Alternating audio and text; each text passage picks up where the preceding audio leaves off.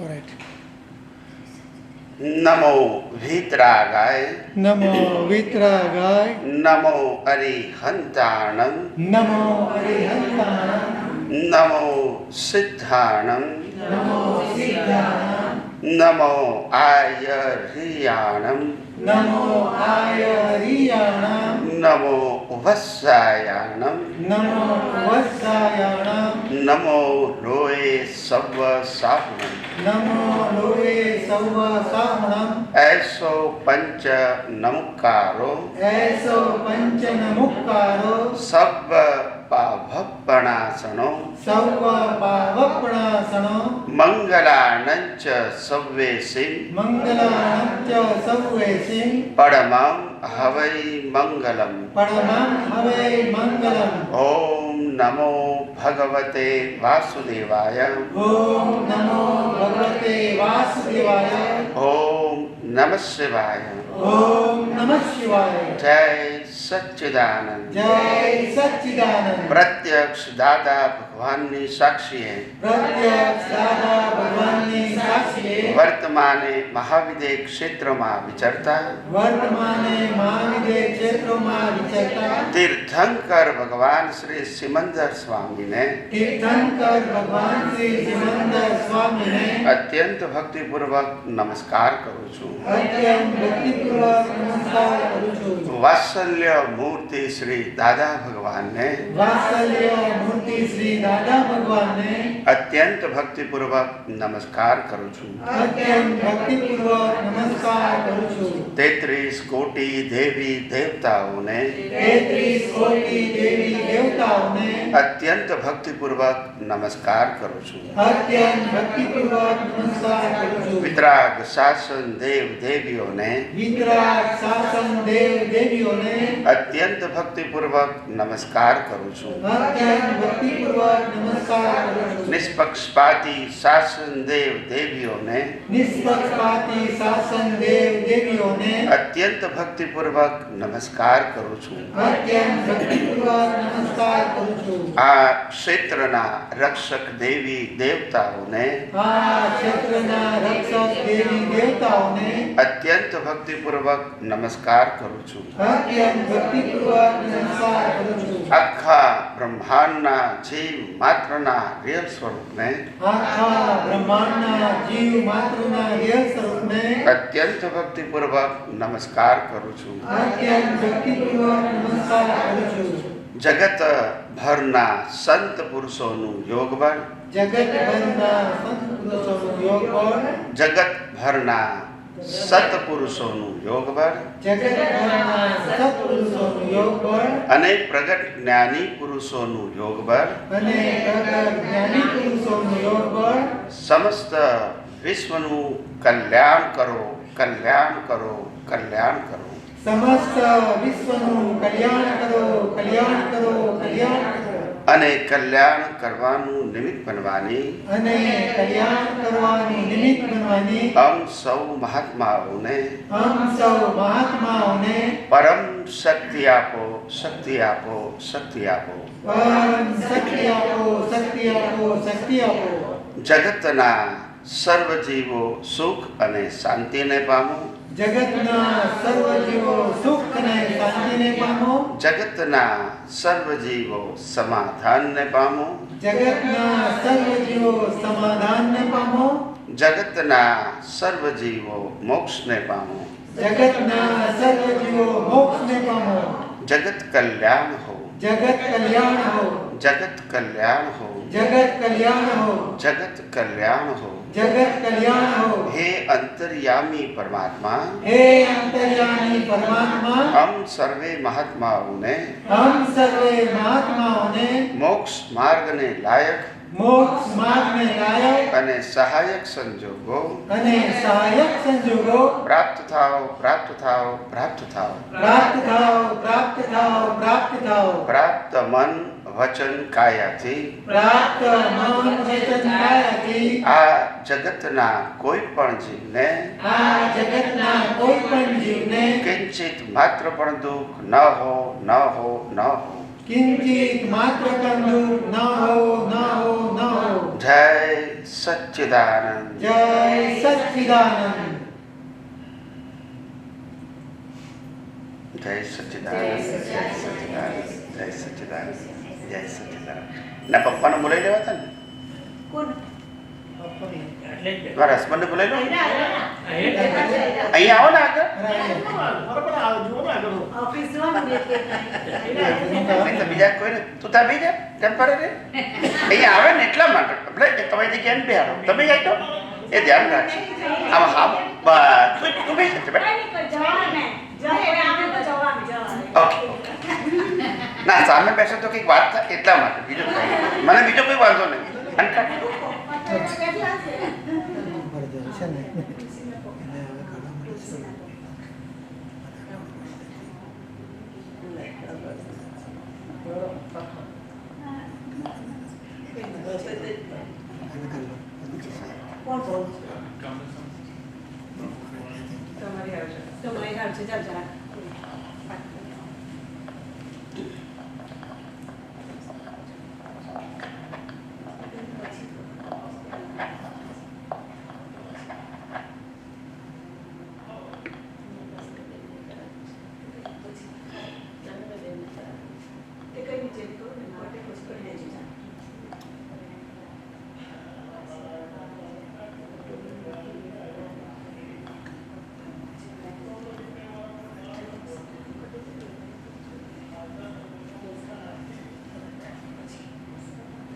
જય સચ્ચિદાનંદ શું થયું કે કેવું છે પછી મારી બેન ખાતે વિડિયો કોલ કરવાનો છે એટલે જરીક જોઈ લેજો સાન એન્ટોનીમાં રહે છે યા જીવનમાં સમજવાનું શું છે કે આપણું આ જીવન Recording in progress. સુખ દુઃખની પ્રાપ્તિ માટે નથી. શેના માટે નથી? પ્રાપ્તિ માટે નથી. જીવન લઈને આવેલા કર્મોને ભોગવવા માટે છે. પછી એ ભગવાન શ્રી રામ હોય, ભગવાન શ્રી કૃષ્ણ હોય, કે ભગવાન શ્રી મહાવીર હોય, બધાએ પોતપોતાના કર્મો ભોગવવા માટે જન્મ લેવો પડે છે, જીવન જીવવું પડે છે અને અંતે અંત પણ એટલે કે જીવન સુખ દુઃખની પ્રાપ્તિ માટે નથી, કર્મના ભોગવટા માટે છે. અને સુખ અને દુઃખ એ તમારી વ્યક્તિગત માન્યતા છે. આ જગતમાં કુદરતના કાનૂન પ્રમાણે સુખ દુઃખ જેવી કોઈ વસ્તુ નથી, પણ સુખ અને દુઃખ એ તમારી વ્યક્તિગત માન્યતા છે. એક જ અવસ્થાને એક વ્યક્તિ સુખ પણ માની શકે અને બીજો દુઃખ પણ માની શકે. એટલે કઈ સનાતન સત્ય માન્યતા છે. હકીકતમાં સુખ દુઃખ જેવી વસ્તુ કુદરતે નથી આપી, કુદરતે તમારા કર્મનું ફળ આપ્યું. હવે આપણે 100 માંથી 25 માર્કનું લખ્યું હોય અને પછી રિઝલ્ટ આવે તો કેટલા માર્ક આવે?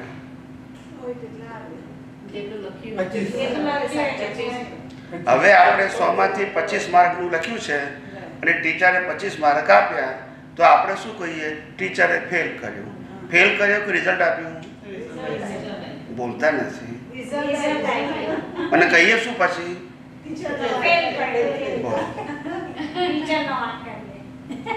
એમ તમે કર્મો વાંકા બાંધ્યા હોય તો કુદરત તમને એવું ફળ આપે એટલે તમે શું કહો છો કે આ દુઃખ છે, પણ દુઃખ નથી, તમારા કર્મનું સુખ દુઃખ એ તમારી કલ્પના છે. આ જગત સુખ માટે દુઃખ માટે નથી, તમારા કર્મના હિસાબો પૂરા કરવા માટે છે. અને કર્મના હિસાબ પૂરા થઈ જશે એટલે સંસાર આમનો આમ રહેશે.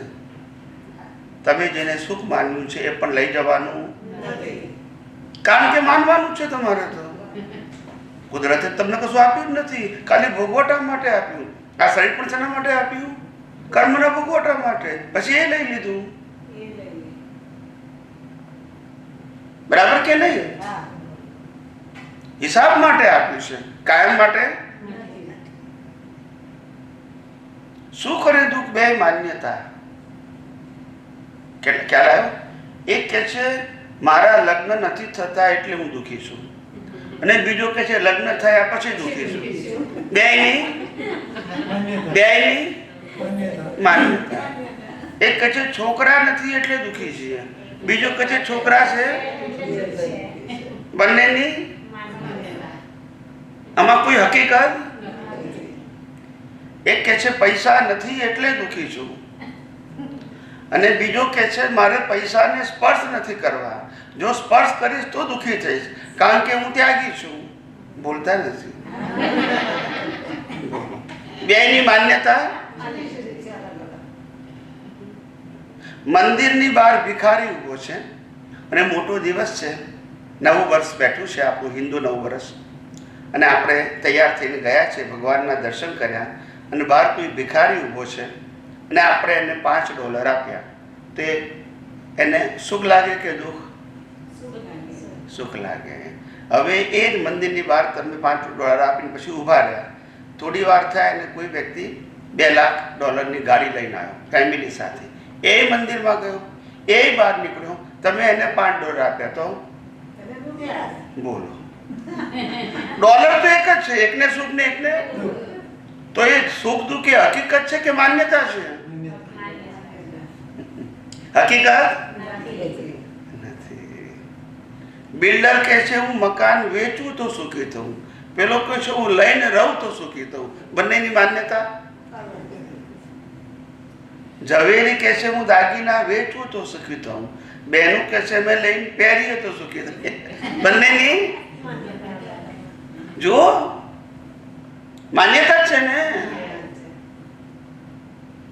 કેટલાક લોકો પ્રાર્થના કરે કે હે ભગવાન તું હજુ મને વધુ જીવાડજે, કારણ કે હજુ મારે આ દુનિયામાં ઘણી બધી વસ્તુઓ જોવાની અને ભોગવવાની બાકી છે.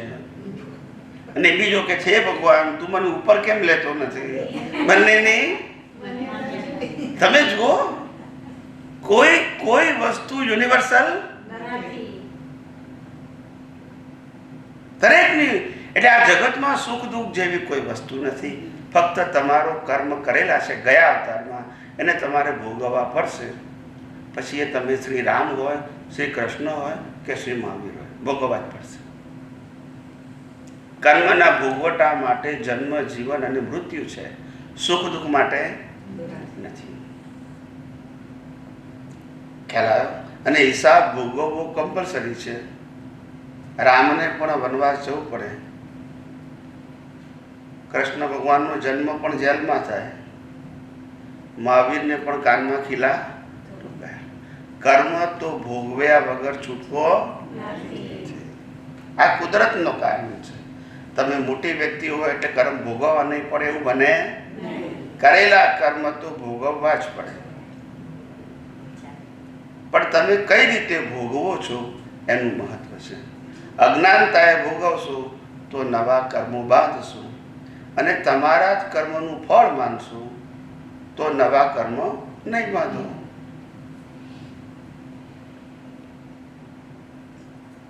સમજાયું? એટલે આ જગતમાં સુખ દુઃખ જેવી કોઈ વસ્તુ નથી.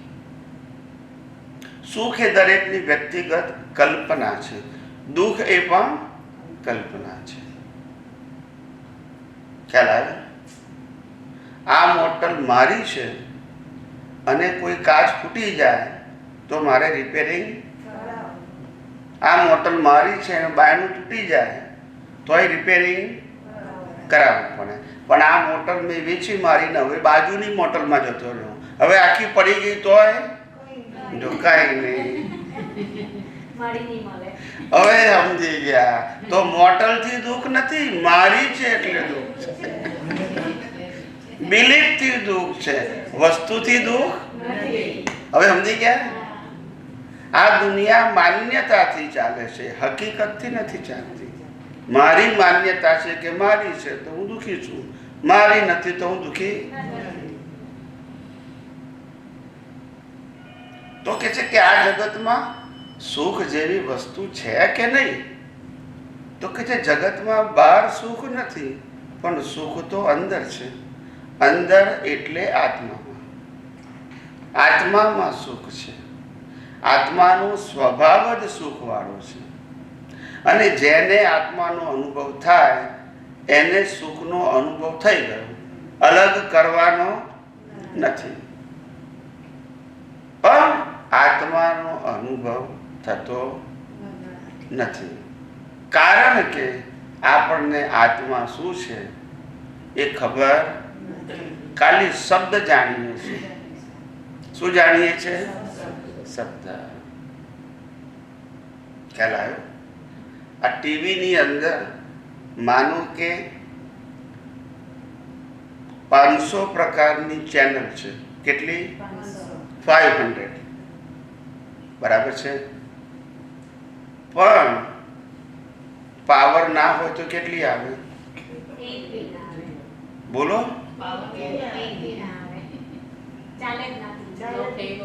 તો પાવરની કિંમત છે કે ચેનલની?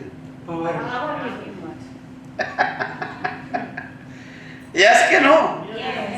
એમ આ શરીર છે, એમાં મને વિચારો આવે છે સારા ખરાબ. હું વાણી બોલું છું સારી ખરાબ, હું વર્તન કરું છું સારું ખરાબ. આ સત્તા સંપત્તિ સંબંધ સાધનને ભોગવી શકું છું. એ બધું કરી શકું છું કારણ કે આત્મા છે. બોલતા નથી. ના આત્મા ના હોય તો કિંમત કોની? અને કરીએ છીએ કોની? બોલતા નથી. કેવી સમજણ પડે છે? અમે કેવી ખબર પાવરની કિંમત છે? તો અહીંયા કોની કિંમત છે? અને કરીએ છીએ જો એ ના હોય તો બધા શું કે રામ બોલો ભાઈ રામ. એ નીકળી ગયો તો કિંમત કરી પછી? જે આત્માની કિંમત છે એની કિંમત કરતા ને જે શરીરને બાળવાનું છે એની કિંમત કરીએ છીએ. એને ગમે એટલી કિંમત કરો તો એ બાળવાનું છે. યસ કે નો? અને આત્માની કિંમત નહીં કરો તોય હાથે આવશે. બરાબર કે નહીં? આવું છે. એટલે આત્માને ઓળખવા માટે આ બધું જ્ઞાન છે. આને ઓળખવા માટે નહીં. આ દર અવતારમાં નવું મળે છે. આ સત્તા સંપત્તિ સંબંધ દર અવતારમાં નવા બને છે. અને ગોખીને શું કરવાનું? આપણે માની કે ચલો આ ભાવમાં આપણે આપણી વાઈફને ટ્રેન કરી દઈએ, બરાબર છે, ફર્સ્ટ ક્લાસ આપણે કરવા માંગીએ છીએ એવી. પણ બીજા અવતારમાં બીજી આવે તો પાછું આપણે આ જ કરવાનું. ટ્રેનિંગ જ આપવાની. આપણે ટ્રેનિંગ સ્કૂલ ખોલીશું. યસ કે નો? એવું વાઈફ માટે હસબન્ડ. આપણે કઈ ગેરંટી છે? તો પછી ટ્રેનિંગ આપવાનું બંધ કરવાનું. આપણે એડજસ્ટ થવાનું. ખાલી શું કરવાનું? એકબીજાને એડજસ્ટ થવાનું. ટ્રેનિંગ નહીં આપવાનું કે હાથ ભાવના કરાર નથી. આપણે ખ્યાલ આવ્યો ને? એટલે અનાદિકાળથી આપણે ઊંધી મહેનતો કરીએ છીએ. જે કરવાની છે એના કરતાં ઊંધી કરીએ છીએ. અને પછી આપણને લાગે થાકી ગયો. થાકી જાય ને. મહેનત ઊંધી કરે છે. એક ભાઈ હતો તો નદીમાં પૂર આવ્યું. એને લાગ્યું કે મારે સામે કાંઠે જવું છે કારણ કે મારો ભાઈ બીમાર છે એવા સમાચાર મળ્યા. હવે વાહન કોઈ હતું એટલે પછી એ નદી કિનારે ગયો તો એને હોડકી જોઈ, પણ પીધેલો હતો. શું છે? હા, તે હોડકીમાં બેઠો. પછી હલેસા માર્યા જ કરે. થાકી ગયો, ઊંઘી ગયો, ઉઠ્યો તો ત્યાંનો ત્યાં, કારણ કે દોડું છોડ્યું નતું. બોલતા નથી. દોડું ના થોડું જવાય. મહેનત તો બહુ કરે. એમ આપણે આ આત્માનો તો અનુભવ કરવો છે, પણ અજ્ઞાનનું દોડું છોડવું નથી. પછી શું થાય? અનુભવ આત્માનો કરવો છે અને હું ચંદુલાલ છે છોડવું નથી. બોલો પછી શું થાય? હું ચંદુલાલ છું ને હું આત્મા છું, બે વસ્તુ ના હોય. આત્મા જુદો અને ચંદુલાલ જુદા. યસ કે નો? આ બે માંથી એક હું છું. હું આત્મા હું છું તો ચંદુલાલ બીજાના છે. બીજાના એટલે કુદરતના છે. આ તો હું આત્મા છું, ચંદુરામ છું, બે છું, બે હોઈએ આપણે. બોલો, એનું આ પઝલ થઈ ગયો છે. સમજાય છે? એટલે આત્મામાં અનંત સુખ પડ્યું છે, પણ એ સુખમાં આપણી દ્રષ્ટિ નથી. આપણી દ્રષ્ટિ બહાર છે, એટલે બહાર ખોળીએ છે, પણ બહાર છે અંદર, અને ખોળીએ છે. પછી શું થાય? મળે? બોલો, આવી મહેનત ના કામી જાય છે. ગામડામાં એક કઠિયારો ખબર છે ને, લાકડા કાપવા વાળો, એક કઠિયારો રોજ ઘેરથી ટિફિન લઈ જાય, ભાથું જંગલમાં જાય, લાકડા કાપે 12 વાગ્યા સુધી, સવારના વહેલા જઈને 12 વાગે એટલે લાકડા કપાઈ ગયા હોય એને ભારો બાંધી દે, અને 12 સાડા 12 પછી ત્યાં તળાવ હતું, એ તળાવમાં મોઢું ધોઈને પાણી પી ને જમવા બેસે. પછી 2-3 કલાક આરામ કરે, 4-4:30 વાગ્યા સુધી. પછી 5 વાગે ભારો વેચવા જાય ગામમાં, બજારમાં, અને એનાથી પૈસા આવે એટલે સીધું સામાન લઈને ઘેર આવે. આવી એની રૂટીન પ્રક્રિયા હતી. એક દિવસ કઠિયારો ભાથું લઈને જંગલમાં ગયો, લાકડા કાપ્યા, 12 સાડા 12 થયા એટલે પછી એને ભારો બાંધી દીધો, અને તળાવમાં મોઢું ધોઈને પાણી પીવા જાય છે. જેવો તળાવમાં મોઢું કરે છે તો નીચે ડાયમંડનો સોનાનો હાર પડ્યો છે, અને તળાવ હાર્ડલી 10 ફૂટ ઊંડું હતું. કેટલું? વધારે. ને પાણી એકદમ સ્થિર હતું એટલે દેખાયું. પછી એ કઠિયારાએ ચારે કોર જોયું, તળાવની આજુબાજુ કોઈ માણસ તો નથી ને, તો ત્યાં કોઈ માણસ, એટલે એને લાગી કે હવે આપણે લેવામાં વાંધો, એટલે ડૂબકી મારે છે. ડૂબકી મારે છે એટલે અંદર જાય છે, પેલો હાર નથી આવતો, તો આશરે આમ પ્રયત્ન કરે છે, કારણ કે પાણી ડોળી જાય ને પછી, પણ હાથમાં નથી આવતો, એટલે વધારે વખત તો રહેવાય નહીં, એટલે પાછો ઉપર આવે. પાછું પાણી સ્થિર થયું, પાછું જોયું તો પાછો હાર ત્યાં જ છે, પાછી ડૂબકી મારી તો પણ હાર નહીં આવ્યો, પાછો ઉપર. એવું 5-6 વખત કર્યું, પણ પેલો હાર હાથમાં આવતો. હવે રોજ તો આવું કરતો નતો. તે એ તળાવની બીજી બાજુએ એક સંન્યાસી રહેતા હોય છે, ઝાડની નીચે ઝૂંપડી બાંધીને સાધના કરતા હોય છે. એને લાગ્યું કે આ કઠિયારો કોઈ તકલીફમાં છે, આવું રોજ કરતો.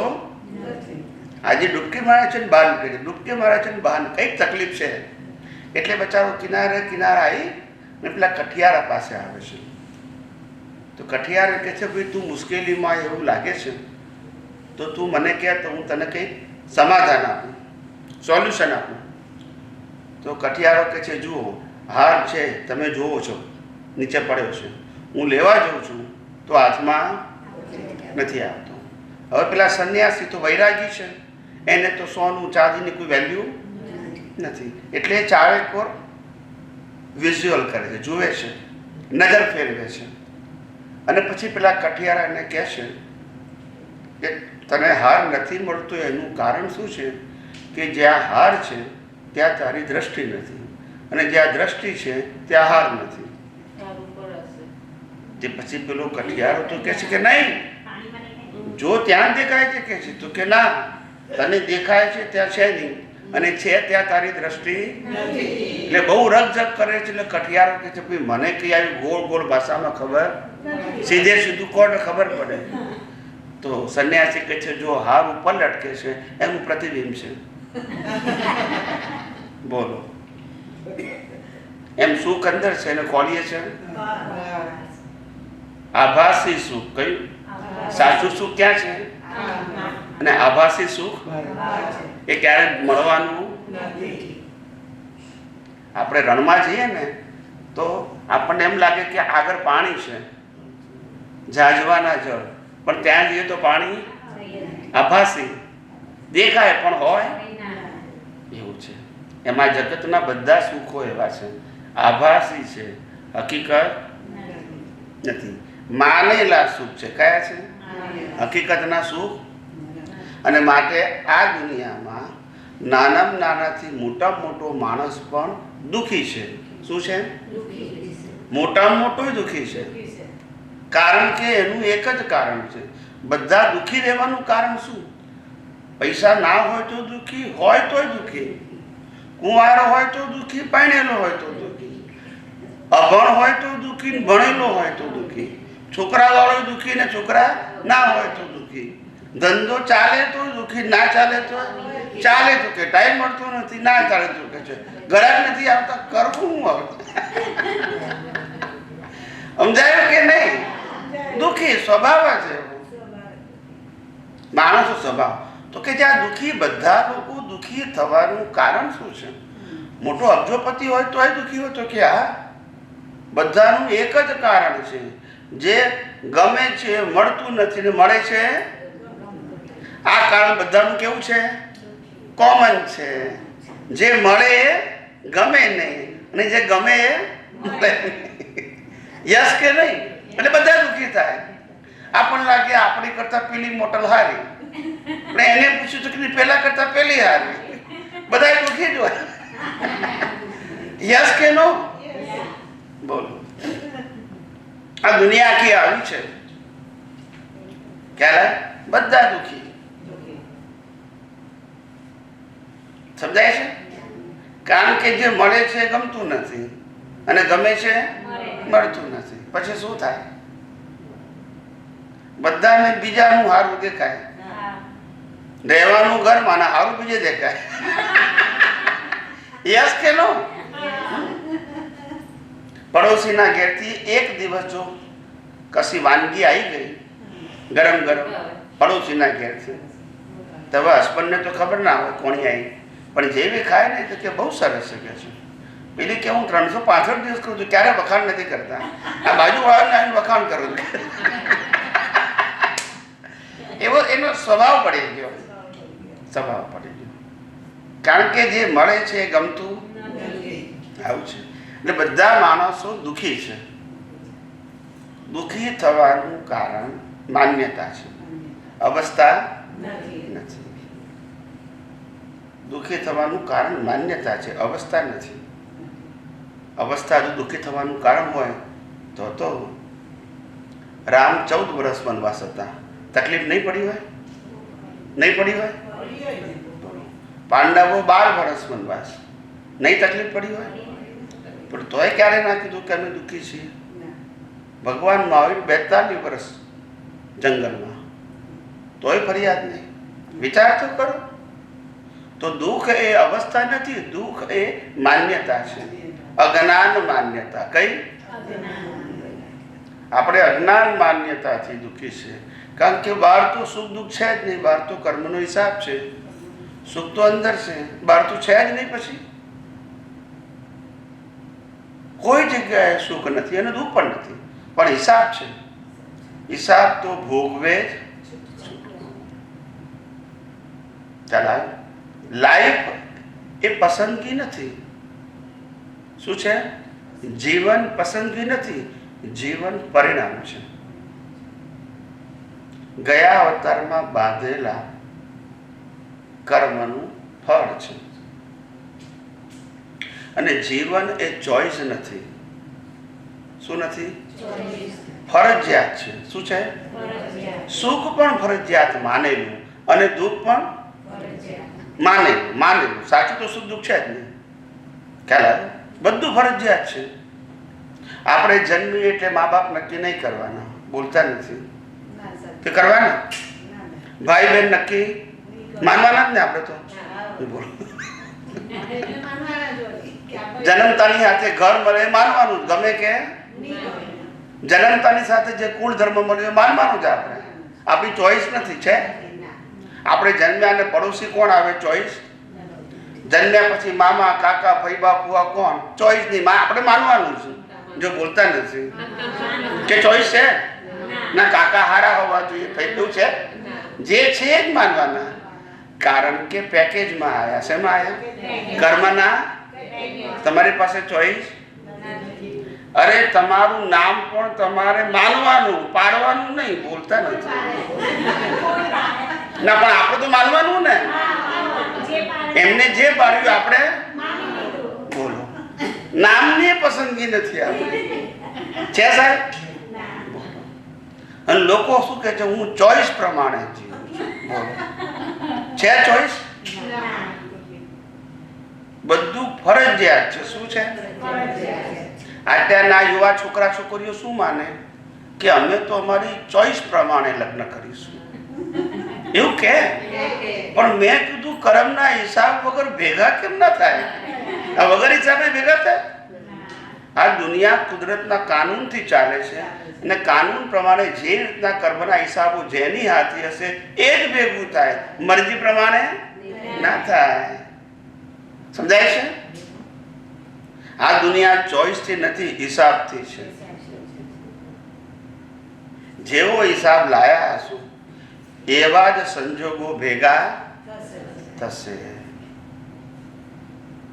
સમજાય છે? અમારે બેંગ્લોરની અંદર એક ભાઈને મોટો મેડિકલ સ્ટોર છે, મેડિકલ સ્ટોર બેંગ્લોરમાં. અને એની વાઈફ ભણેલી છે ઇંગ્લિશ મીડિયમમાં, અને એ છોકરાઓને ઇંગ્લિશ અને મેથ્સ ભણાવે છે, ઘરમાં ટીચિંગ કરે છે.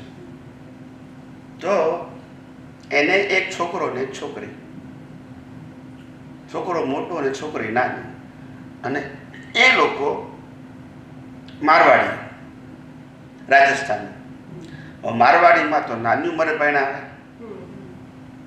અને મોટે ભાગે નાતમાં જ પરણવાનું હોય, નાત એટલે એ લોકોની જે હોય તે. એનો છોકરો થઈ ગયો 25-26 વર્ષનો. હવે એ લોકોમાં તો 18-20 વર્ષે પાણી દે, વળાવે મોડું પરણાય તો દે. પછી પ્રસંગે મોકલી જાય, એવું બધું કરે. પણ લગ્ન તો કરાવી જ દે પહેલા. તે પછી એ છોકરો 25 વર્ષનો થયો. એના મા બાપ ઘણી છોકરીઓ બતાવે, એ છોકરો ભણેલો પણ કોઈને હા જ નહીં કે. 15-20 છોકરીઓ બતાવી, સારી સારી એ લોકોની નાતમાં. હવે એના બાપને એવું લાગ્યું, મા બાપને લાગ્યું કે આ અપમાન કહેવાય, આટલી બધી છોકરીઓને આપણે ના પાડીએ તો સમાજમાં આપણી વેલ્યુ શું રહે?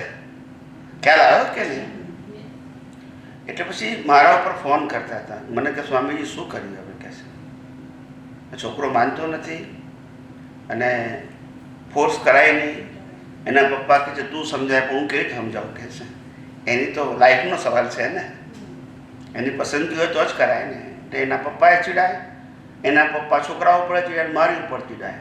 એટલે એના પપ્પા ઓફિસ જાય, છોકરો પાછો મારા ઉપર ચીડાય કે મમ્મી પપ્પાનું તું કહેતી નથી. એ તો સેન્ડવિચ થઈ જાય ને, ચૂડી વચ્ચે હોપારી ના આમ બોલાય.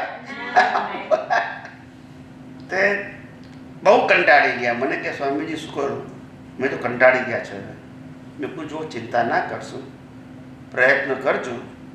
પ્રયત્ન ભલે કરવાનો પણ અકળાવવું નહીં. જે દિવસે જે સમયે જેની સાથે હિસાબ હશે એ ભેગું થશે. એટલે છોકરો હા પાડશે જ, એની પાસે ચોઈસ નહીં હોય. પણ એ ટાઈમ ભેગો થવો જોઈએ અને વ્યક્તિ પણ એના વગર નહીં છે. પણ આટલા બધાને બતાવ્યું એટલે એના મા બાપને એમ લાગે કેવા ખરા, હા પાડશે કે નહીં પાડે. મેં કોઈ એક કામ કરો, એને પૂછી જો કે તે કોઈ છોકરી પસંદ કરી છે તો એનો ઉકેલ આવે. ઘણી વખત એવું બને તો કે ના મેં તો મારી કોઈ પસંદગી નથી. એને પૂછી જો, એના ભાઈબંધોને પૂછી જો તો કે ના એવું કશું છે નહીં. અને બન્યું એવું, એક દિવસ ગુજરાતથી, વડોદરાથી એક ફેમિલી એમના રિલેટિવ્સના ઘેર આવ્યું હતું.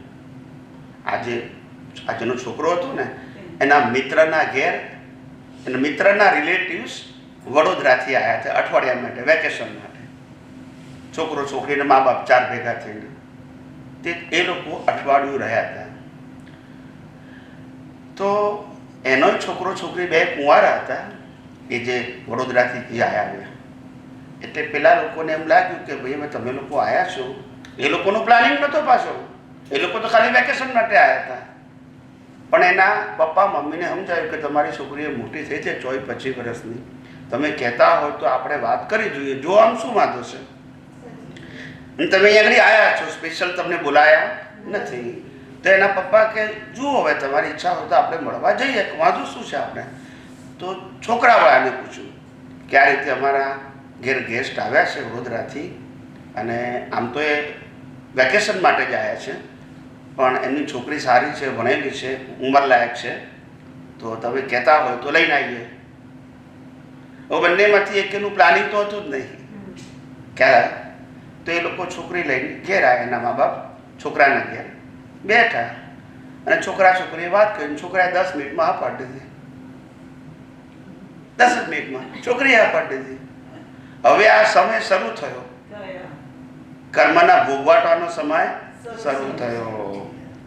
હવે ભલે લગ્ન મહિના પછી થાય, પણ બંને હસબન્ડ વાઈફ મનમાં તો માનમાં જ મારે. યસ કે નો? આ થઈ ગઈ. પછી લગ્ન ગમે ત્યારે થાય, એ તારીખ અને તિથિ પ્રમાણે થાય. બંનેને વિચાર આવે કે આ મારી વાઈફ, આ મારા વિચાર તો આ શરૂ થઈ જાય. નક્કી થયું માટે. એટલે આવું છે. જીવન પસંદગી નથી, જીવન પસંદગી નથી, જીવન હિસાબ છે, અને હિસાબ કમ્પલસરી છે, ઓપ્શન નથી. સમજાય છે? એટલે આપણે માનીએ કે આપણી પસંદગી પ્રમાણે જીવન જીવીએ એ શક્ય નથી. પહેલું સુખ નથી જીવનમાં અને દુઃખ નથી. બીજું જીવન પસંદગી નથી. ત્રીજું, આપણું જે આ શરીર છે, એ શરીર એ કર્મ ભોગવવાનું સાધન છે. શેનું સાધન છે? એટલે આ શરીર છે એની ડિઝાઇન કુદરતે બનાવી. શું બનાવ્યું? કુદરતે. હવે આ ડિઝાઇન કુદરતે બનાવી એટલે બધાની 9 અબજની વસ્તીમાં બધાની ડિઝાઇન, હાથ, પગ, આંખ, કાન, નાક આવી જોઈએ. રામકૃષ્ણની ડિઝાઇન પણ આવી જોઈએ. ડિઝાઇન તો આ જ હોય ને. કલર જુદો હોય, હાઇટ જુદી હોય, વેટ જુદું હોય, પણ ડિઝાઇન તો આ જ હોય. કારણ કે કુદરતે બનાવી. તમારી પાસે પસંદગી નથી. એટલે પહેલા શરીરની ડિઝાઇન કુદરતે બનાવી. પછી બીજું કેમ જતું રહ્યું?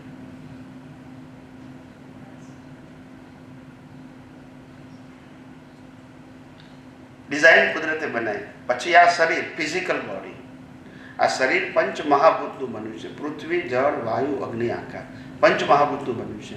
એ પંચ મહાભૂત પણ કોના છે? કુદરતના છે. ડિઝાઇન એ કુદરતનું, પંચ મહાભૂત પણ કુદરતના છે. વિચાર કરો, શરીર કુદરતનું છે, તો આ શરીરને જીવતું રાખવું હોય 80 કે 100 વર્ષ, તો આ શરીરને શું જોઈએ? હવા, પાણી, ખોરાક. એ પણ કોણ આપે? કુદરત આપે. ડિઝાઇન કુદરતની, શરીર કુદરતનું, હવા, પાણી, ખોરાક પણ કુદરતના. હવે હવા, પાણી, ખોરાક શરીર લે, એને પચાવીને લોહી બનાવવું ને આખા શરીરમાં પહોંચાડવું, એ પણ કોણ કરે? કુદરત કરે. યસ કે નો? છેલ્લે શ્વાસ બંધ કોણ કરે? ને છેલ્લે આ પંચ મહાભૂત કોની પાસે રહે? કુદરત પાસે રહે. તો પછી આપણું શું છે? બોલતા નથી. મારું મારું કરો છો, છે શું? યસ કે નો? આમાં કોઈ ધર્મ સંપ્રદાય વચ્ચે આવે છે? આ તો સનાતન સત્ય છે. યસ કે નો? આમાં કોઈનો વ્યૂ પોઈન્ટ આવે છે? It's a universal truth. ખ્યાલ? હવે વિચાર કરો, આ શરીર કુદરતનું હોય તો સત્તા, સંપત્તિ, સંબંધ, સાધન કોના હોય? બોલો. તો આપણે તો મારું મારું કઈ મરી જઈએ છીએ. વિચાર કરો, શરીર એ કુદરતનું, સંબંધો એ કુદરતના, સંપત્તિ કુદરતની, સાધન એ કુદરતના, સત્તા પણ આપણું કઈ છે જ નહીં. ખાલી માની બેઠા છે. શું છે? અને એનો માર ખાઈએ છે. માની બેઠેલાનો માર ખાઈએ છે. છે કઈ નહીં. આપણે જન્મીએ તારે કશું લાવતા નથી, અને મરીએ તારે કશું.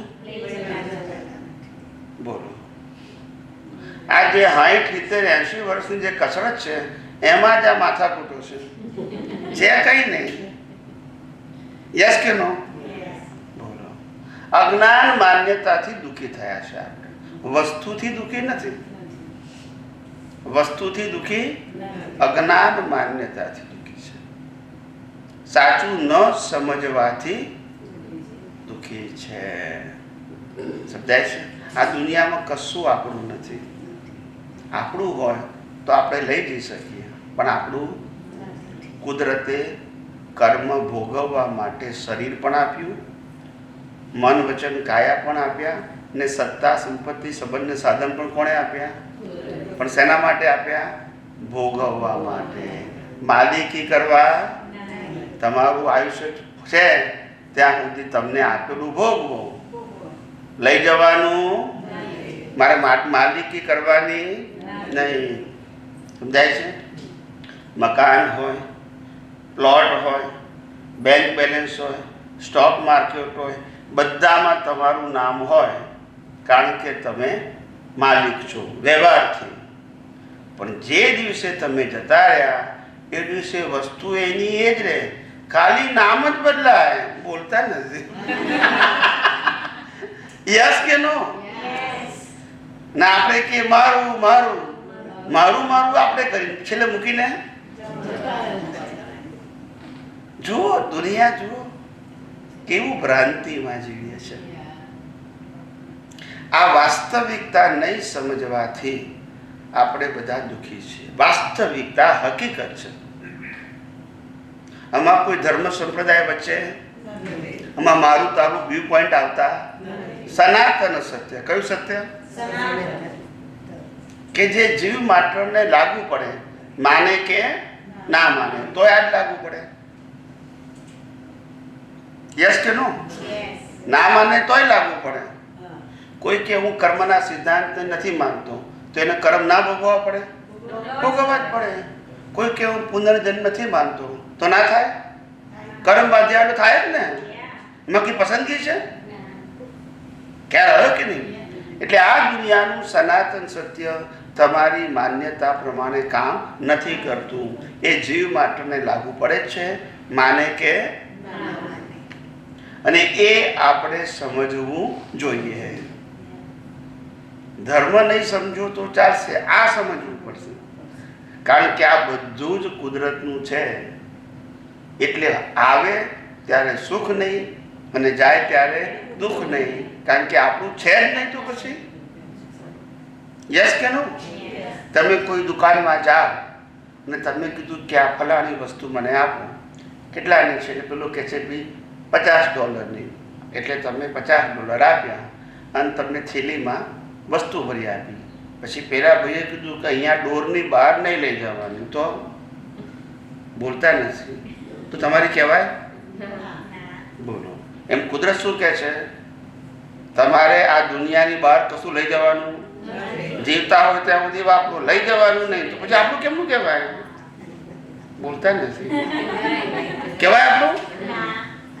પેલા ડોરની બહાર લઈ જતા, એમ તમને દુનિયાની બહાર મર્યા એટલે પછી મૂકી નથી જવાનું, લઈ જવાનું. ભલે બહુ મહેનત કરીને બનાવ્યું હોય તોય. બરાબર કે નહીં? આવી દુનિયા છે અને આવી મોહની દુનિયામાં ફસાઈ ગયા છે. મોહની દુનિયા કઈ છે? હા. અને તમે બધા કેટલા પુણ્યશાળી છો કે ગુરુ પૂર્ણિમાના પાવન દિવસે તમને આ આધ્યાત્મ વિજ્ઞાનની વાતો સમજવા મળે છે. હજારો લાખો લોકો અત્યારે આ વિજ્ઞાન સાંભળવા માટે તરસી રહ્યા છે, પણ બધાની પુણ્ય નથી. ચાલો, કેવો અદ્ભુત પર્વ કહેવાય ગુરુ પૂનમ.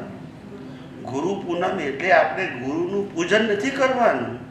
ગુરુ પૂનમ એટલે ગુરુએ કહેલી વાતોને અનુસરવાની છે. અને એમને કહેલી વાતોને અનુસર્યા પછી જે આનંદ થાય છે, જે મુક્તતાની અનુભૂતિ થાય છે, એના નિમિત્તે એમનું રિસ્પેક્ટ કરીએ છીએ કે તમે જે અમને ગાઈડન્સ કર્યું, માર્ગદર્શન આપ્યું, વિજ્ઞાન સમજાવ્યું, એ અમે જીવનમાં સમજ્યા, ઉપયોગ કર્યા, અનુભવ કર્યા અને જે આનંદ થયો એના માટે રિસ્પેક્ટ કરીએ છીએ. હવે ખ્યાલ આવી ગયો? અને અમને એવું થાય છે કે અમે જેવું પામ્યા એવું બીજા પણ પામે. એને ગુરુ પૂજન કહેવાય. પૂજન એટલે ખાલી માળા પહેરાવું, હાર ઉત્તર પહેરાવું એ પૂજન નથી, એ તો લૌકિક છે આપણું.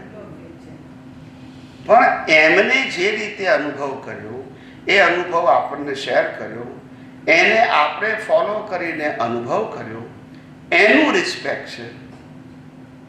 અને પછી એમને જેમ આપણને વહેંચ્યું એમ આપણે પણ બીજાને, જેથી એના જીવનમાં લાભ થાય અને આપણી સમજણ પાકી થાય. યસ કે નો? જ્ઞાન વહેંચવાથી વધે. શું કીધું? હા, ખ્યાલ આવ્યો?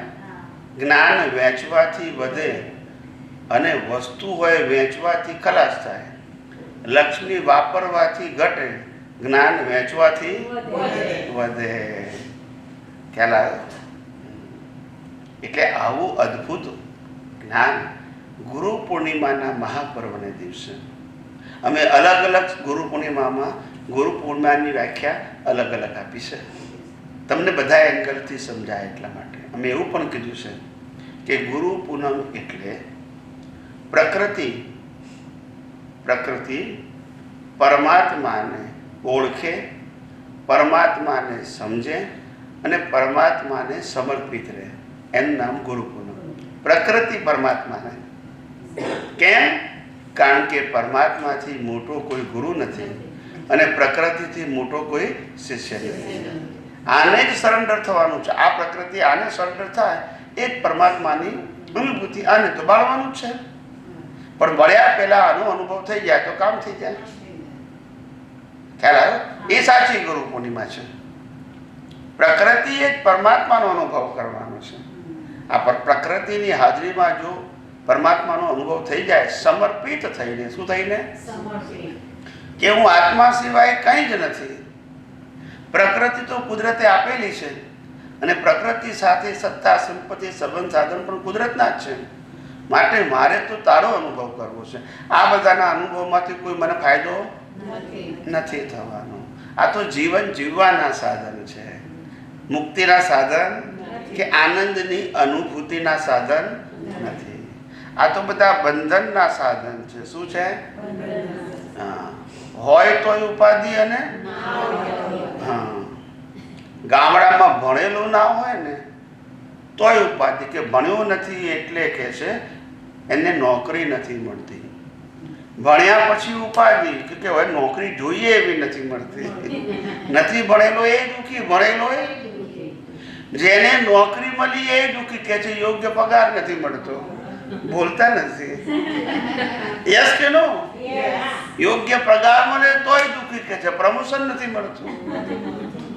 યસ કે નો? પ્રમોશન મળે તોય દુઃખી તો કે ટ્રાન્સફર થઈ જાય છે. એટલે દુઃખ ક્યાં નથી એમ કહું છું. ખ્યાલ આવ્યો? તમારી મરજી પ્રમાણે જીવન ચાલવાનું બસ, તમારા હિસાબ પ્રમાણે ચાલવાનું, મરજી પ્રમાણે નથી ચાલવાનું. ખ્યાલ આવ્યો? જેવો હિસાબ લાયા છો એવું ચાલશે. એટલા માટે જ્ઞાની ભગવંત ફરમાવે છે કે હે જીવ, જ્યાં સુધી શરીર છે, જ્યાં સુધી શ્વાસોશ્વાસ ચાલે છે, ત્યાં સુધી આ મોહ માયામાં રસ કાઢી અને અંતર્યામી પરમાત્મામાં રસ તારું શું કર? સ્થિર કર.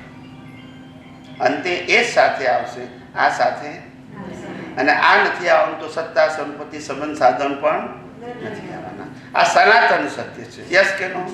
તું આજે માને કે લાખ અવતાર પછી માને, જે કુદરતનું હતું એને કુદરતનું માનવું જ પડશે.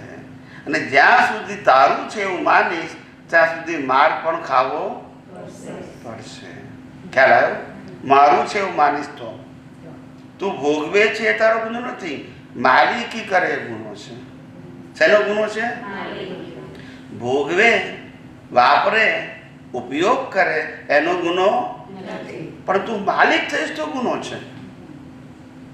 માલિક કોણ રહેવાનું? કુદરત. સમજાય છે? આ ડીશ છે, બરાબર? હવે આ ડીશ માનો કે તમે એના માલિક છો. હવે આ ડીશ તમે કોઈને કીધું કે લો ભાઈ ખાવાની વસ્તુ છે એ લઈને જજો અને પછી પાછી મોકલાવજો. પછી પાછી ના મોકલાવો તો શું થાય? વિચાર તો આવે ને. આપણે રસ્તામાં ઊભા હોય, એરપોર્ટ ઉપર ઊભા હોય ને કોઈ કે ભાઈ મારો ફોન છે એની બેટરી બંધ થઈ ગઈ છે, મને જરા એક ફોન કરવા માટે આપો ને, તો આપણે તો આપ્યો એને, પછી એને ફોન કરીને તો ખિસ્સા મૂકીને જતો રહ્યો બાળ્યો. હવે આપણને શું થાય? ગુસ્સો થાય કે નહીં? થાય કે નહીં? કારણ કે ફોન કોનો છે? એમાં શરીર કોનું છે? બોલો ને. આપણે શું કહીએ છીએ? તો પછી કુદરત પનિશ કરે કે નહીં? આ સંપત્તિ કોની છે? કુદરતની. શરીર કુદરતનું, સંપત્તિ કુદરતની થઈ ને. અને આપણે શું માનીએ છીએ? તો પનિશમેન્ટ મળશે કે નહીં? વિચાર કરો. ગુનો અહીંયા થાય છે. ભોગવો એ ગુનો નથી, માલિકી કરો એ ગુનો છે. હવે મારી વાત સમજી ગયા? તમે આ દુનિયામાં ખાઓ પીઓ, જે તમને ભેગું થાય એને વાપરો બી ખરા, ગાડી બંગલા મોટર કોઈ વાંધો નથી, પણ માલિકી ના કરશો. માલિકી આની કુદરતની છે અને આ બધાની કોની છે? કુદરતની છે. એક દિવસ માનવું પડશે તો તમને માલિકીના દુઃખ નહીં થાય. આવે તો સુખ નહીં થાય અને જાવે તો નહીં થાય. આ સુખ દુઃખનું કારણ અજ્ઞાનતા છે. સુખ દુઃખનું કારણ સાધનો નથી. તમારા કરતા 10% સાધન વાળો પણ જીવે છે.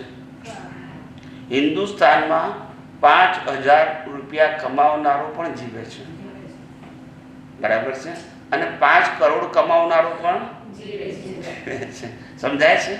એટલે એવું કઈ છે નહીં કે નથી જીવતા, બધા જીવે છે. પણ તમે માલિકી કરો છો એ ગુનો છે. તમને પ્રાપ્ત થયું અને ભોગવો છો એમાં કુદરતને વાંધો. માલિકી ના કરશો. માલિકી કરશો તો માર ખાવું પડશે. બધું જ આત્મા સિવાય બધું જ કુદરતનું હતું, છે અને રહેશે. માટે આ ગુરુ પૂર્ણિમાના મહાપર્વને દિવસે આપણે નક્કી કરીએ કે આ જગતમાં આત્મા સિવાય કશું મારું માટે એને ત્યાગ કરવાનો નથી, પણ માલિકી કરવાની નથી. શું નથી કરવાની? આવે તો આનંદ નહીં અને જાય તો શોક નહીં. યસ કે નો? જે આવે છે એ તો જવાનું છે, જે જન્મે છે એ તો મરવાનું છે. એ તો નિયમ જ છે ને.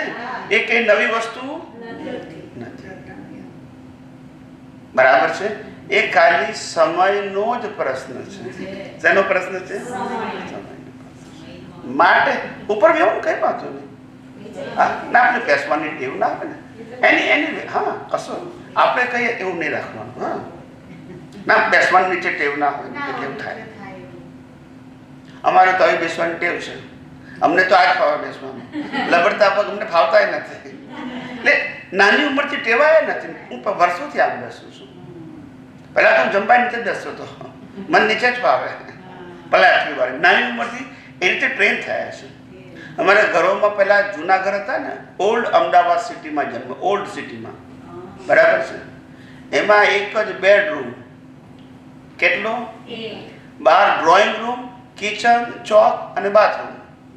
આટલું સ્ક્વેરમાં હોય. અડધા ભાગમાં બેડરૂમ, અડધા ભાગમાં નાનું કિચન હોય, બેઠકનું, ઊભાનું નહીં. અને કિચનની બાજુમાં નાનું શું હોય? ડ્રોઈંગ ના, આપણે શું કહેવાય, આપણે સિંક નહીં, આપણે જમવા બેસવા માટેનું ડાઇનિંગ એરિયા નાનો, આટલો નાનો એરિયા. અને આ એરિયા બાકી રહ્યો એ ત્યાં આગળ તમારે ડ્રોઈંગ રૂમ કે અહીંયા ચોક હોય, અહીંયા બાથરૂમ. એવા ઘરમાં અમે 10 જણ રહેતા હતા. કેટલા? અને હોવાનું આમ જ. પથારી એક જ, ઓશિકા જ અલગ અલગ, ઓઢવાના અલગ, પથારી અલગ. અમારી 6 બહેનો. કેટલી? 6 બહેનો. પછી પપ્પા મમ્મી 8, હું 9 અને મારા ગ્રાન્ડ મધર 10 જણા રહેતા હતા. એક જ રૂમને આમ જ સુઈ જવાનું. પલંગ પલંગ કઈ નહીં. રોજ રાત્રે સાંજે જમી લઈએ ને પછી પોતું કરી નાખી પછી પાથરી દે, બધાના ઉસીકા મૂકી દે, ઉડવાના આમ આપી દે. એ તો એસી નતું ને, એ ઠંડી પણ નહીં, ગરમી એની. જમીન નીચેના મકાન હોય ને ઠંડક હોય. તે આવી રીતે રહેતા હતા તોય કોઈ તકલીફ બોલો, આવી રીતે ખ્યાલ આવ્યો? નીચે બેસીને જ જમતા પહેલા. હા. કેવું હતું? અત્યારે તો તમારે છોકરાઓનો બધાનો રૂમ જુદો હોય અને તમે નોક કર્યા વગર જાઓ તો દે don't like it. Okay, this is my privacy. Yes કે નો? વિચાર કરો છોકરા, ધીસ ઇઝ માય પ્રાઇવસી. આવું છે. એટલે બધું આ જેને કહે ને જે ઘડાવવું જોઈએ ને, અહીંયા આગળ મોટામાં મોટી ખામી ઘડાવવાની છે. ઘડાવવાનો મતલબ કે મુશ્કેલીવાળા સંજોગોમાં પણ કઈ રીતે એડજસ્ટ થઈને જીવવું એ અહીંયા નથી. બસ જ્યારે તમારામાંથી મોટા ભાગના બધા રેસાયણની લાઈનમાં ઊભા હશે. યસ કે નો? તમે નહીં ઊભા હોય, તમે ઊભા હશો. તમે ક્યાં રહેતા હતા? હે? તો ત્યાં રેસાયણ નતું વર્ષ તમે નાના હતા ત્યારે? મેં તો લગભગ કરેલું છે. શું? ઈ પણ કરે ને? ના ના, કરેલું છે ને અમે હોય એક જ નહીં નહીં, લાઈનમાં તમને brochure ગ્રોસરી રેસાયણ. અહીંયા બાગ્યા because I was only 10 વર્ષની છે. તમે ફાર્મર હશો Yeah, મારા parents એટલે બધું એટલું થાય એટલે તમારે બહુ લેવું નહીં પડે ને. પણ when you live in a city તો ત્યાં તો ફાર્મર ના હોય. ત્યાં તો ત્યાં તો અમારે બધું જો તેલ બી ત્યાંથી લાવવાનું, ઘી બી ડાલડા આવતું હતું, ડાલડા એ ત્યાંથી લાવવાનું, પછી નાવાનું ધોવાનું સાબુ આવતો હતો સસ્તો, લાટા કહેવાય, એ ત્યાંથી આવે, બાજરી આવે, ઘઉં આવે, ચોખા આવે, ખાંડ પણ રેશનની આવે. અમારે દૂધ કાઢવાનું. હા, પછી કાપડ પણ આવે, કાપડ. અમે નાની ઉંમરથી ડેરીનું હતું, કારણ કે અમારે તો બધું હતું જ નહીં, ફાર્મિંગ જ નહોતું. એટલે ઓટ અમદાવાદ સિટીમાં રહીને ત્યાં તો બધું હોય. અમારે farm આવે. એટલે નાની ઉંમરથી આવી રીતે ટ્રેન થયેલા. અને કેવું 9 વાગે ઉઘડે ને રેસનિંગ તો અમારે 6 વાગે જવું પડે. કેમ? વહેલા એ પહેલા, અને પછી નોકરીએ જવાનું હોય. ક્યારે? એટલે પછી મારે સવારે વહેલા મારે જવાનું, કારણ કે છોકરીઓ ના ઊભી રહેવા જાય. થોડું અંધારું હોય ને એટલે છોકરા ઊભા રહે અને ડબલું લઈને જાય, થેલીમાં મૂકી રાખવાનું. પછી બેન આવે એટલે પછી મારે ઘેર જવાનું 7 વાગે. એ આવી ઊભી રહે, પછી 7 વાગે ગળું થઈ જાય ને પછી 7 વાગે મારે ઘેર જઈને પાણી ભરવાનું. અને નળ એક જ, અને 3 માળમાં રહે બધા અલગ અલગ, અને એક જ નળ. તો પહેલા તો એવું જ હતું ને. ને પણ બધા આનંદથી ઓ રહેતા. કોઈ તકલીફ નહીં. તમે નહીં માનો, અમારા 3 માળના મકાનમાં અમે 10 જણા, અમારી ઉપર 6 જણા, એની ઉપર 4 જણા, એટલે 20 જણા રહેતા હતા. પણ લેટ્રિન એક જ. તમે નહીં માનો, વિચાર કરો. પણ કોઈ ઝઘડો નહીં. એટલે પ્રકૃતિ જેવી એડજસ્ટ થઈ જાય. ટાઈમ એવો હતો, ટાઈમ એવો હતો. બધું એક જ નળમાં બધા પાણી ભરે, પીવાનું એ, નાહવાનું એ, કપડાનું એ, બધું એ. આજે બધું છે પણ સુખી નથી. હા, પણ તમારા ગામડામાં કૂવો હતો, અમારા શહેરમાં નળમાં. અમારે કૂવાની પણ નળ હતો અમારે, પણ આવી રીતે. પછી ઇલેક્ટ્રિક બિલ ભરવાનું હોય તોય લાઈનમાં, કોર્પોરેશનનું બિલ ભરવાનું હોય તોય લાઈનમાં. ખ્યાલ આવે? એટલે આવી રીતે અમે ઘડાઈ ગયેલા. પછી પહેલા જમાનામાં તો પેલું એ હતું ને, આપણે ઝેરોસ્કોપી કરાવો ને તો તમારે ટ્રુ કરાવવી પડે. એટલે પેલું એ હોય ને આપણે કોર્પોરેટર, પ્રિન્સિપલ, બેંક મેનેજર, એની પાસે સિક્કો મારીને સહી કરાવવી પડે કે આ તારું કોપી સાચી છે, ઓરિજિનલ લઈ જવી પડે. બહુ અઘરું હતું. ત્યાં આપવા જઈએ ને પછી કે સાહેબ નથી, કાલે આવશે, પરમ દિવસે આવશે, બહાર આવતો રાહ જોવી પડે. શું કરો? આવી રીતે એડજસ્ટ થઈને ઘડાયા કે જીવન જેવું જોઈએ એવું યસ અને નો એવું નથી. તમારી મરજી પ્રમાણે કશું નહીં થાય. એટલે આવી રીતે ઘડાઈ ગયા. અત્યારે તો છોકરાઓ કે આવું કેમ ના થાય આપણાથી, એવું એ લોકોને એમને એમ લાગે આવું કેમ, પણ એ એટલું ઇઝી નથી. યસ, તમે કે કહો છો? Yeah. So આજે તમે કીધું કે જે whatever we went through, right? આજે જે શિક્ષણ આપણે grandkids, like અમારી પાસે 2 grand boys છે, તો તે લોકોને તમે આપણે કેવી રીતના એ કરીએ, કેવી રીતના શીખવીએ આ બધું, આપણે જે વાત કરતા છે કે જે લોકોને તો એવું કંઈ કરવાનું આવવાનું જ નથી, બધું ઈઝી છે એ લોકો પાસે. જો એક વસ્તુ છે, ગમે એટલું લાઈફ ઈઝી હોય, Yeah, પ્રેસિડેન્ટ ટ્રમ્પનું લાઈફ પણ ઈઝી હોય, બધાને અપ્સ એન્ડ ડાઉન્સ આવે છે. yeah. Good and bad time બધાને કમ્પલસરી આવે, રોડપતિને આવે અને અબજોપતિને આવે. એ તો કોમન વસ્તુ છે. એટલે ઇઝી છે એવું આપણે માનીએ છીએ, એવું છે નહીં. દેખ્યું તું કમ્પેરિઝનમાં ઇઝી લાગે કે આપણે જે સફરિંગ કર્યું એવું એ લોકોને કમ્પેરિઝનમાં નથી, પણ એ લોકોને બીજા પ્રોબ્લેમ હોય. Yeah, but I'm just asking કે how do you teach them? હા. એ મારો પ્રશ્ન છે. Yeah. Because આજે શીખવવાનું અઘરું છે, right? એ લોકોને આ લોકો નાના છે, અત્યારથી શીખવવું તો જ એ લોકો મોટા Yeah. થયા પછી they know what to do basically. એ લોકોને નાની વસ્તુ પૂછાય, મોટી નહીં પૂછવાની, નાની પૂછવાની, અને એને વિચાર કરતો કરવાનો, જવાબ નહીં આપવાનો, જવાબ એની પાસે માગવાનો. અને જવાબ ન આપી શકે તો આપણે કીધું વિચાર કરે એટલે ઊંડો ઉતરે. આવી રીતે ગળો. હું દાખલો આપું તમને. એટલે દાખલા તરીકે આપણે કોઈને પૂછીએ કે નાનો છોકરો છે એને 10 વર્ષનો, કે ભાઈ તું વિચાર કરે છે કે આવે છે? તો એ કે ના હું તો કરું છું. એવું કહે ને, વિચાર કરું છું. આપણે કહીએ તું કરે છે કે આવે છે? તો કે ના આવે છે ખરા કે છે. એ તો ખ્યાલ આવે. દે ક્રિએટ ધ પઝલ.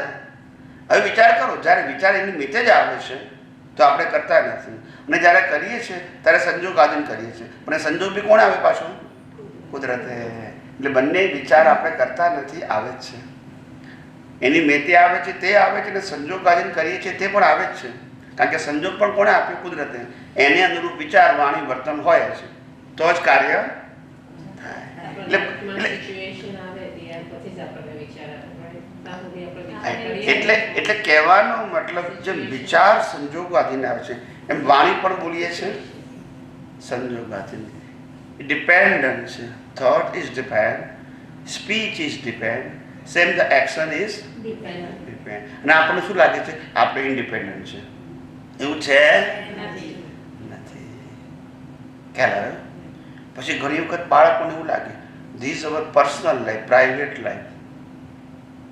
ઓકે, 4 વર્ષનું 3 વર્ષનું છે. Yeah, એક 3.5 ને એક 1.5. એટલે 3.5 વર્ષનું એ લોકો તો ના ખ્યાલ આવે, પણ 10 o'clock, 8 to 10 o'clock you can start to teach some lesson. Okay, main વસ્તુ આન્સર ઇઝ નોટ ઇમ્પોર્ટન્ટ. એ થિંકિંગ કરે ને દેટ ઇઝ ઇમ્પોર્ટન્ટ. કારણ કે આ સિચ્યુએશન લોકોને આવી જ નથી આવું વિચારવાની. That is a minus point. આપણે આપણા જીવનમાં નાના હતા ત્યારે એવા પ્રસંગો બન્યા છે કે 5 વખત પણ આપણને એક જ જગ્યાએથી રિજેક્ટ કર્યા હોય, ઇન્સલ્ટ કર્યો કે નહીં આવવાનું તમારી આગળ, ને આપણે એની જરૂર હોય જવું પડે. We train at the time because there is no option at all. એટલે આવી રીતે આ લોકોને એવા સંજોગ નથી આવ્યા એમ કહું છું. એટલે ભગવાનનું કોઈ ચીજ કરવું હોય એવું. હા, એટલે આ રીતે પણ ટ્રેન કરાય. બરાબર છે. હવે ભગવાન તમે કહો છો, તમે વિચાર કરો કે આપણે ભગવાનની જે પરિભાષા સેટ કરી છે ને ધર્મમાં, એ રિલેટિવ સત્ય છે, સનાતન સત્ય નથી. ને આપણે રિલેટિવ સત્યની ભગવાનને ફિટ કરાવીએ છીએ બાળકોને. એટલે nothing wrong, but it is not universal truth or ultimate. આગળ જતા એને કન્ફ્યુઝન ઊભું થશે, કારણ કે તમે જે આપ્યું છે એ રિલેટિવ સત્ય આપ્યું છે, યુનિવર્સલ ટ્રુથ નથી આપ્યું. તમે એમ માનો કે એક્ઝામ્પલ આપો, તમે માનો કે રામને માનતા હોય તો કે આપણા માટે તો રામ ભગવાન, એને મોટો થાય એટલે પેલો બીજો ભાઈ કે ભાઈ અમે તો કૃષ્ણને માનીએ છીએ, તો કે હાલો એ કે ભાઈ બીજા ભગવાન ક્યાંથી આવ્યા? લોકો અમારે એમ કહે છે કે ભાઈ આપણે Indian we have too many gods એમ કે God કરે, but you have too many gods એમ કે which one is a god એમ કે how do you know who is a super god? આપણે કહેવાય ને કે રામ ઊંચા હતા કે કૃષ્ણ હતા કે શિવજી. ના એટલે હું એ જ કહું છું, તમારી પાસે આન્સર લિમિટેડ છે અને તમારા આન્સરથી એને સેટિસ્ફેક્શન નથી થતું. એટલે હું શું આન્સર આપું એ શીખવાનું છું. શું આન્સર તમારે આપવું જોઈએ. તો પહેલી વસ્તુ એ કે આપણે ભગવાનને વ્યક્તિના ફોર્મમાં માની લીધા છે. કયું form? like a human. Human ફોર્મમાં. કારણ કે રામકૃષ્ણ મહાવીર તો હ્યુમન ફોર્મમાં જ હતા ને, પિક્ચોરિટિકલ તો હ્યુમન ફોર્મમાં જ હતા, એમનું પણ આપણે જેવું લાઈફ હતું ને, અને આપણે એને ભગવાન માનીએ છીએ અને મનાવડાવીએ છીએ આપણે આપણી જનરેશનને. Yeah. હવે એ લોકોને પઝલ એ થાય છે કે આટલા બધા મલ્ટિપલ ગોડ કેમ, and Y they believe in a different God. ખ્યાલ આવે શા માટે ડિફરન્ટ ગોડને એક માને એક નથી માનતો? Why? If is a God then all are accepted as a god. Yes or no? Why someone they accept the one god, the another one they accept the another god? Why? The god is superpower, then all are accepted. Yes or no? પણ એવું થતું નથી. રામ વાળો કૃષ્ણ ના માને, કૃષ્ણ વાળો મહાવીરને ના માને, મહાવીર વાળો શિવને ના માને, શિવ વાળો સ્વામિનારાયણને ના માને. યસ કે no? And they create the puzzle.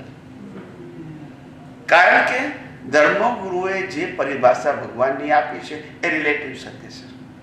Relative સત્યનો મતલબ view point of person, not universal truth. તો યુનિવર્સલ ટ્રુથ ગોડની ડેફિનેશન શું છે એ કહું છું. ક્યારે તમારે બદલવી નહીં પડે. Universal truth. તો યુનિવર્સલ ટ્રુથ ગોડ એટલે શું? સૌથી પહેલું ભગવાનનું નામ ના હોય. જેનું નામ છે એનો નાશ છે.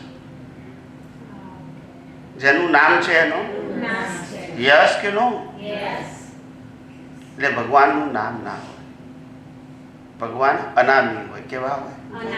જેનું નામ છે એની નનામી નીકળે. બોલતા નથી. You know the નનામી?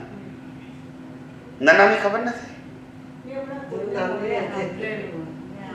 આ રામ બોલું ભાઈ રામ કરે નનામી કહેવાય. આ 4 માણસ લઈ જાય ને, નહીં ખ્યાલ આવે? નનામી આ 4 માણસ લઈ જાય એ નનામી કહેવાય. એને નનામી કહેવાય. એ જેમાં બાંધીને લઈ જાય ને એને નનામી. ઓકે, એ આખી મટીરિયલને નનામી કહેવાય. ઓકે, યા આપણે નનામી કહીએ છીએ કારણ કે એને બાળી નાખવાની હોય. પાલખીને બાળે નહીં, બેક લાવે. નનામીને બાળી નાખવાની એની સાથે છે. Now you understand? Okay okay યા. એટલે ભગવાનનું નામ ના હોય, જેનું નામ છે એનો નાશ છે. એટલે ભગવાન અનામી હોય. નામ નંબર 1. નંબર 2, ભગવાનનું રૂપ ના હોય. રૂપ છે એનો પણ નાશ. Yes કે no? Any form of the God is always expired because the form. Actually the God is a formless. કેવા છે? Formless. એટલે અરૂપી છે. રૂપી અનામી છે, અરૂપી છે. ત્રીજું, ભગવાનને જન્મ મરણ ના હોય. ભગવાન કાયમ ના હોય. કેવા હોય? પરમેનન્ટ. એને બર્થ અને ડેથ ના હોય. તો જન્મ મરણ ના હોય ભગવાનને. અને બીજું, ભગવાન ટેમ્પરરી ના હોય, પરમેનન્ટ હોય. કેવા હોય? ભગવાનને નામ ના હોય, રૂપ ના હોય, જન્મ મરણ ના હોય અને પરમેનન્ટ હોય. આને ભગવાન ટાઇટલ લાગુ પડે. હવે આ 4 કેટેગરી કોને લાગુ પડે? બોલો. આત્મા. આત્માનું નામ ના હોય, રૂપ ના હોય, જન્મ મરણ ના હોય અને કાયમનો છે. આત્મા એ જ પરમાત્મા. Now you understand? That's it. અને જે રામકૃષ્ણ મહાવીર છે, they are the great person. They realize the soul, so we respect him and we follow the path. Whatever they realize, they show to the people of world. Yes or no? આપણે એના પાથને અનુસરીએ છીએ, પણ અમુક સમય પછી શું થઈ ગયું? એને જ આપણે ભગવાન માનવા માંડ્યા. That is a mistake. They are great people. They all are experienced persons of soul, but they are not God. But the Dharma Guru says they are the God. So that is a mistake.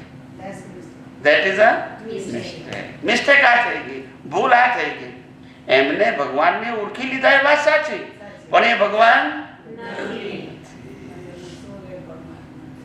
Mistake થઈ ગઈ. ખ્યાલ આવી ગયો? they all the great people, they realized the soul. આત્માનો અનુભવ કર્યો અને પછી લોકોને માર્ગ બતાવ્યો. પણ કાળક્રમે શું થઈ ગયું? એમને જ ભગવાન માનવાના મળ્યા. હવે એમને નવડાવો, ધવડાવો, પૂજા પાઠ કરો, આરતી કરો, કારણ કે ગોળ થઈ ગયા. હવે વિચાર કરો, ગોળ કોઈ બનાવી શકે? બોલતા નથી. બોલો. પણ આપણે કે છે અમે ભગવાનનું સ્થાપન કર્યું મંદિરમાં અને બનાયા કોને? ગોળને તો કે સોમપુરાએ, શિલ્પકારે. બોલતા નથી. યુ નો ધ શિલ્પકાર? શું કહો એને તમે? આ મૂર્તિ ઘડે એને શું કહો? એને શું કહો? ના, એવું નહીં. It's a art, okay? શિલ્પકાર. શિલ્પ, શિલ્પને આકાર આપીને શિલ્પકાર કહેવાય. હવે ભગવાન શિલ્પકાર બનાવે, બરાબર છે, મૂર્તિ. પણ ત્યાં એના ઘેર પડી હોય તો કોઈ પૂજે નહીં. આપણે ક્યાં મૂકીએ? પછી આરતી ને પૂજા બનાયા કોને? શિલ્પકાર. શેના માટે? વેચવા માટે. યસ કે નો? ના, આપણે મારીને પૂજીએ છે. That's it. ના, નથી, હું રોંગ નથી કહેતો, પણ યુનિવર્સલ ટ્રુથ નથી. It's your individual belief. It is not fact. Yes or no? હવે આપણે આને ભગવાન માની તો સાચા મળે પછી?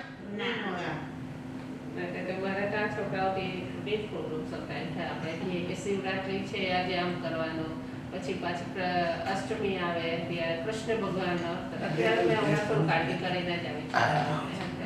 ના, એવું છે કે આપણી જે ધાર્મિક રિચ્યુઅલ છે ને, એક જાતના સંસ્કાર છે, પણ ફેક્ટ નથી. For your social life. અને તમે પાપથી ડરો, કોઈને રિસ્પેક્ટ કરો, તમે કોઈ સાથે પ્રેયર કરવા જાઓ, તમે કોઈની સાથે ડિમાન્ડ કરવા જાઓ તો give me a powers, energy, તમે માફી માગો, ભગવાન મને માફ કરજે. So for that purpose it is okay. કારણ કે આત્મા દેખાતો ને રૂપ, રસ, ગંધ, સ્પર્શ અને આકાર ના યુ અન્ડરસ્ટેન્ડ? તો આપણે એઝ અ રિસ્પેક્ટ આપણે માફી માગવા માટે, શક્તિ માગવા માટે, પ્રેયર કરવા માટે સિમ્બોલિક ઇઝ ગુડ, પણ રિયલી ગોડ નથી. ખ્યાલ આવે? રિયલી તો તમારો આત્મા છે, ભગવાન છે, અને ઓળખાય તો પરમાત્મા છે. નહીં તો આત્મા તો છે, આત્મા તો છે જ, અને ઓળખાય તો પરમાત્મા છે. નહીં તો આત્મા તો છે જ.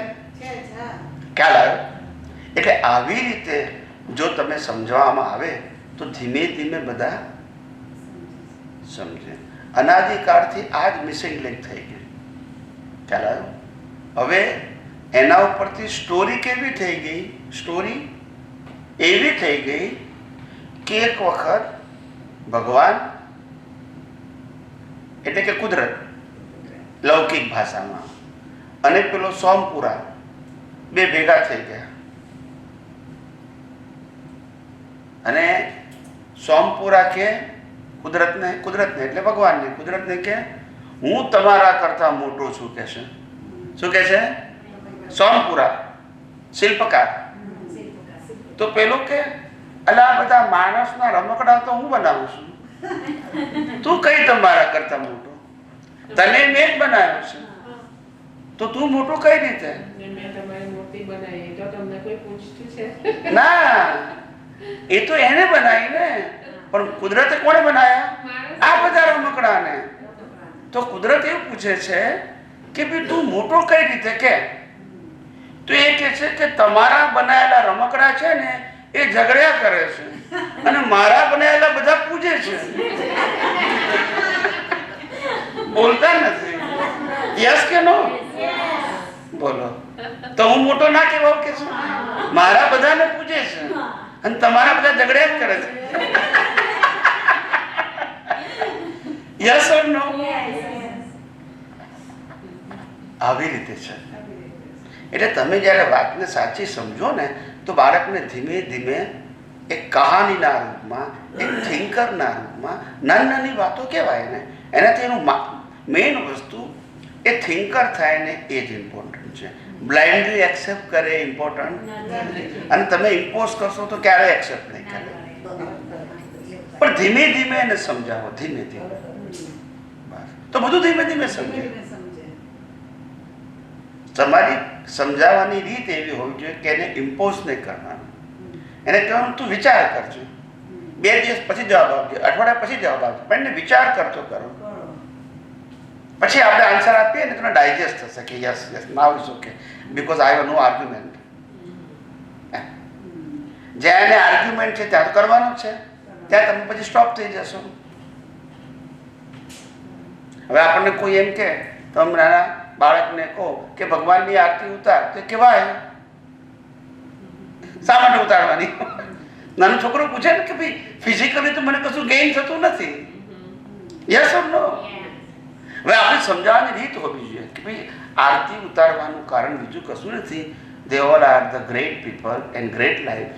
So we respect him, which is greatness. A greatness આપણામાં આવે એટલા માટે એની આરતી ઉતારીએ છીએ. We memorize and remember his greatness, great life. Okay? એટલે ધીમે ધીમે આપણામાં એમાં પણ કંઈક ક્વોલિટી આવે અને we know the value of the great life. So આવું કહીએ ને તેને ખ્યાલ આવે. એમને મિકેનિકલ કે નહીં આરતી ઉતારવાની તો એમ ફોર્સ લાગે, પછી એને ગમે નહીં, બોલે નહીં. નાના હોય ત્યાં સુધી બોલે નહીં, પણ પછી મોટા હોય તો પછી એ ટાળે. આવું થઈ જાય. એટલે હું કહું સંસ્કાર તો બહુ જરૂરી છે. હું તો અમેરિકામાં ને યુરોપમાં મેં બહુ કીધું છે કે તમારા બાળકોને નાના હોય ત્યાંથી કોઈ પણ ધર્મગુરુ ભારતથી આવ્યા હોય તો એને ભારતથી આવે તો એને કોઈ કમસે કમ તું પગે લાગવા જાય છે. સંસ્કાર, respect all the great people. They teach so many people. At least respect. ભલે તું લિસન કરે, ફોલો કરે, ડઝન્ટ મેટર, પણ એને સંસ્કાર આપો.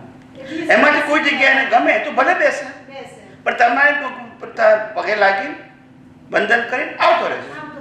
બસ તને યોગ્ય લાગે તો બેસજો, ના એટલે કંઈ નહીં, પણ એને ટ્રેન કરો કલ્ચરથી. આપણને નાની ઉંમરથી મા બાપે ટ્રેન કર્યા છે, યસ કે નો? ત્યારે આપણને ખબર પડે છે. That's it. ખ્યાલ આવે? એટલે દરેક વસ્તુને સંસ્કાર આપવાની રીત જોઈએ. અને જ્યાં સુધી બાળક કૂણું હોય ને, સોફ્ટ, ત્યારે બધું જ આપી શકાય. એટલે આપણા ગુજરાતીમાં કહેવત છે કે પાકે ગળે કાંટો ચડે. એકવાર મેચ્યોર થઈ ગયો ને પછી કશું બે નહીં. ખ્યાલ આવે? જ્યાં સુધી સોફ્ટ હોય ને, ટેન્ડર, ત્યાં સુધી સેટ થાય. હાર્ડ થઈ ગયું પછી નહીં ચડે. આવું છે. એમ છોકરો 16 વર્ષનો હોય ને ત્યાં સુધી એ ડિપેન્ડન્ટ હોય તમારાથી, એટલે તમારી વાત એને પહોંચે. પછી એ બહાર જતો રહે કોલેજમાં, અને પછી ભણતો થઈ જાય, એના મિત્રો સાથે રહેતો થઈ જાય, બહાર થોડું થોડું કમાતો થઈ જાય, પછી તમારું સાંભળે નહીં. કેમ? કારણ કે હવે એના પગ પહોંચી ગયા જમીનમાં. હવે તમારી જરૂર દેખાતી ખાલી કેટલી દેખાય? ફી પૂરતી દેખાય. ફી પૂરતી દેખાય, બાકી નહીં. બાકી તમે ઘણી વખત એમ કહો કે ભાઈ આપણા ઘરનું ખાવાનું લે, તો કે નહીં મમ્મી હું તો પીઝા ખાઈ લઈશ કે એવું. એને જરૂર નથી એની, કારણ કે યુઝ ટુ થઈ ગયો એના મિત્રોની સાથે. આવું છે. એટલે ટ્રેનિંગ બહુ મોટી વસ્તુ છે. અમારા ઘર તો નાના હતા ને, અમે તમારી મમ્મી વેલણ લઈને બેસે, ભાઈ શાક બધાએ ખાવાનું, જે ના ખાવાય ને વેલણ મારે, એટલે પછી ખાઈ લે બધી. એવી રીતે ટ્રેન કરે. મેઇન વસ્તુ ટ્રેનિંગ ઇઝ ઇમ્પોર્ટન્ટ. ખાતા શીખવે. અત્યારના છોકરાઓ તો કે I don't like this main, okay, પછી બસ શું કહું, એને ટ્રેનિંગ તો આપી નથી નાની ઉંમરે. એકદમ તમે પછી મોટા થઈને પછી કહો તો ના ભાવે. પછી એનું ટેસ્ટ બર્ડ નથી ને. હે?